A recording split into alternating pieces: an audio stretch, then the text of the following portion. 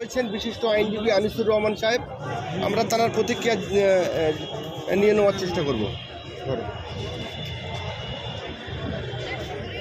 শিয়ালদা কোর্টে 10টা 24 সঞ্জয় রায়কে নিয়ে কি বলবেন?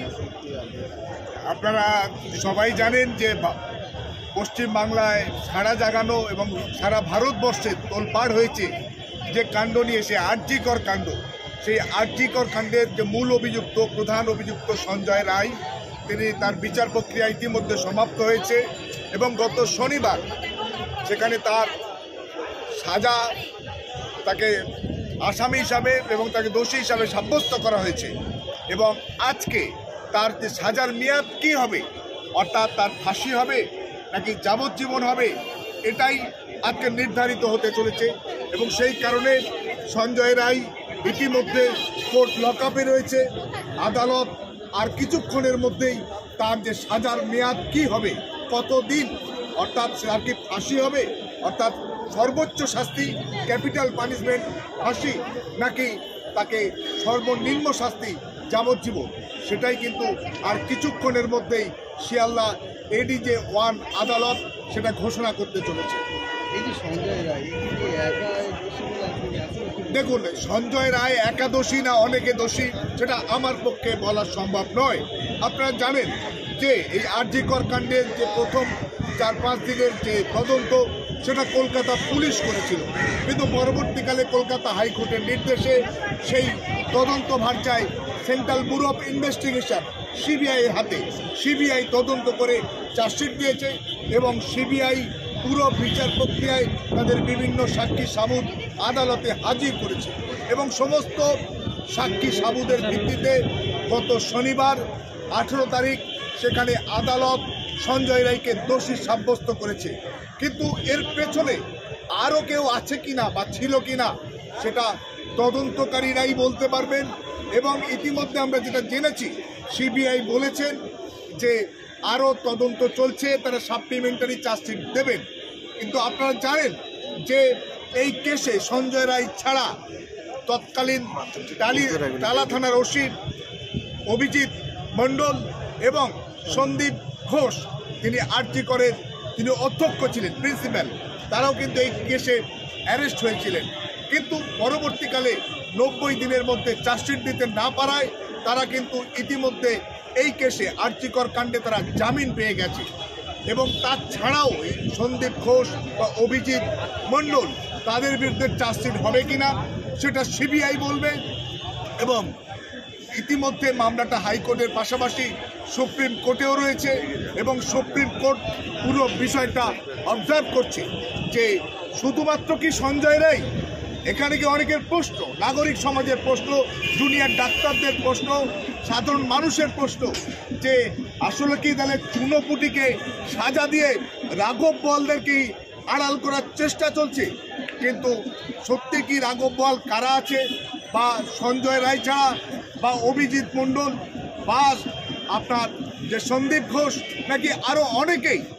আমরা জানছিলাম যে নির্যাতিতার মা তা গতকাল মিডিয়ার কাছে দাবি করেছে, যদি পুরো ঘটনাক্রম একেবারে মেয়েকে চুল্লিতে নিয়ে যাওয়া পর্যন্ত বা পুড়িয়ে দেওয়ার আগে পর্যন্ত যারা যারা অন্যায় প্রভাব খাটিয়েছে, বিভিন্ন রকম অপকর্মে জড়িত, সবাইকে যদি শাস্তি বা তাদেরকে আইনের কাঠগড়ায় আনা যায়, তাতে সংখ্যাটা 50 হলেও আশ্চর্যের হওয়ার নয়।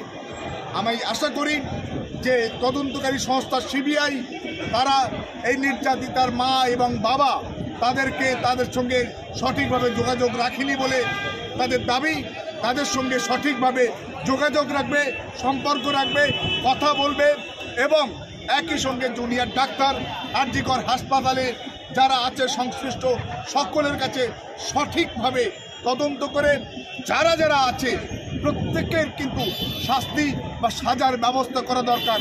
কোনো এক চুনোপুটিকে শাস্তি দিয়ে বা ফাঁসি দিয়ে রাঘব বোয়ালদেরকে যদি আড়াল করা হয়, সেটা সমাজে বিরূপ প্রতিক্রিয়া হয় এবং আজকের রেপ, মার্ডারের মতো চূড়ান্ত ঘৃণিত অপরাধ বাড়তে থাকবে। তাই এই অপরাধ শেষ করার জন্য, অপরাধ শেষ হয়তো হবে না, কমিয়ে আনার জন্য যারা কালপ্রিট যারা সমাজে এইসব অন্যায় এবং অপকর্ম করে বেড়ায় তাদেরকে ভয় পাইয়ে দেওয়ার জন্য, তারা ভবিষ্যতে এরকম কাজ করতে সাহস না পায়, তার জন্য কিন্তু সবাইকে কিন্তু খুঁজে বের করে আইনের কাঠগড়ায় আনা দরকার। কিন্তু আমরা জানি এটা সব জায়গায় এটা প্রচারিত যে আইন হচ্ছে মাকড়সার জালের মতো। সেখানে সেই মাকড়সার জালে যদি বড় কেউ পড়ে, বড় কোনো রাঘব বোয়াল পড়ে, তারা সেই জাল ছিঁড়ে বেরিয়ে যায়। কিন্তু যারা চুনোপুটি বা ছোট ছোট, তারা সেই মাকড়সার জালে তারা আটকে যায়, তাদের ফাঁসি হয়, তাদের সাজা হয়। কিন্তু রাঘব বোয়ালরা ঠিক সেই জাল কেটে আইনের ফাঁক দিয়ে সবাই বেরিয়ে যায়।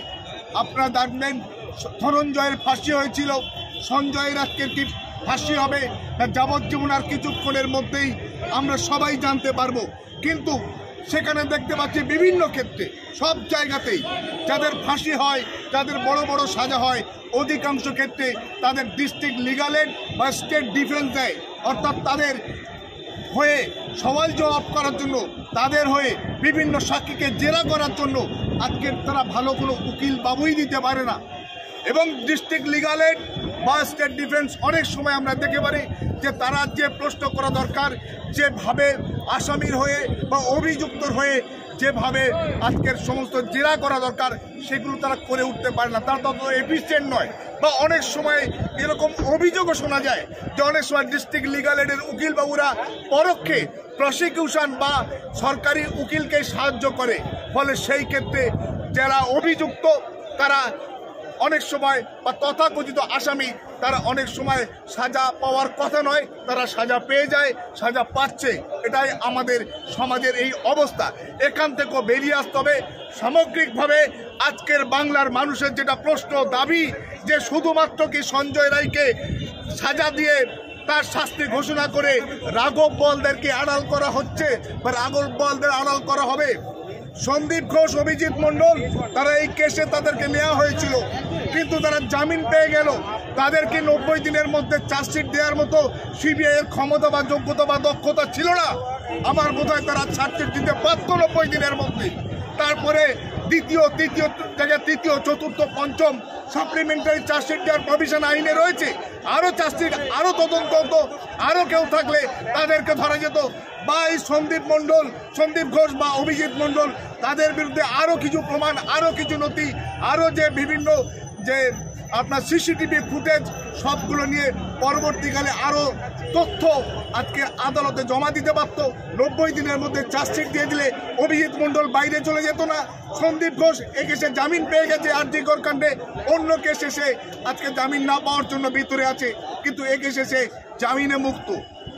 সামগ্রিকভাবে আজকের বিচার ব্যবস্থায় যেন আজকের মানুষের শেষ ভরসা, শেষ আশ্রয়স্থল, সেই জায়গায় যেন কোনোভাবেই কোনো মিডিয়া ট্রায়াল, কোনো রকমভাবে কোনো রাজনৈতিক প্রভাব, প্রশাসনিক প্রভাব বিচার ব্যবস্থার উপর না পড়ে সেটা দেখা দরকার।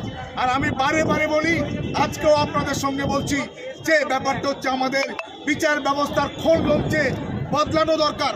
কারণ আজকের বিভিন্ন বিচারকরা প্রশাসনিক তাদের রিটায়ারমেন্টের পরে প্রশাসনিক বিভিন্ন পদে বসার জন্য বা বিভিন্ন রাজনৈতিক দলে এমএলএ বা এমপির টিকিট পাওয়ার জন্য তারা রাজনৈতিকভাবে প্রভাবিত হচ্ছে, রাজনৈতিকভাবে তারা মোটিভেটেড হওয়ার জন্য বিভিন্ন রকম রায়দান করছে। ফলে সেটা বিচার ব্যবস্থার জন্য অশনি সংকেত। সেই জায়গায় দাঁড়িয়ে আমি মনে করি এবং বিশ্বাস করি যে বিচার ব্যবস্থার এমন একটা বিষয় থাকা দরকার যে কোনো বিচারপতি, কোনো বিচারক তাদের রিটায়ারমেন্টের অন্ততপক্ষে 5 বছরের মধ্যে কোনো রাজনৈতিক দলে নাম লেখাতে পারবে না বা কোনো রকম কোনো প্রশাসনিক পদে বা কোনো এমএলএ এমপির টিকিট সে পেতে পারে না। এটা হলে দেখবেন যে রাজনীতিতে আজকে বিচার ব্যবস্থায় রাজনৈতিক হস্তক্ষেপ, প্রশাসনিক হস্তক্ষেপ অনেকটাই হ্রাস পাবে।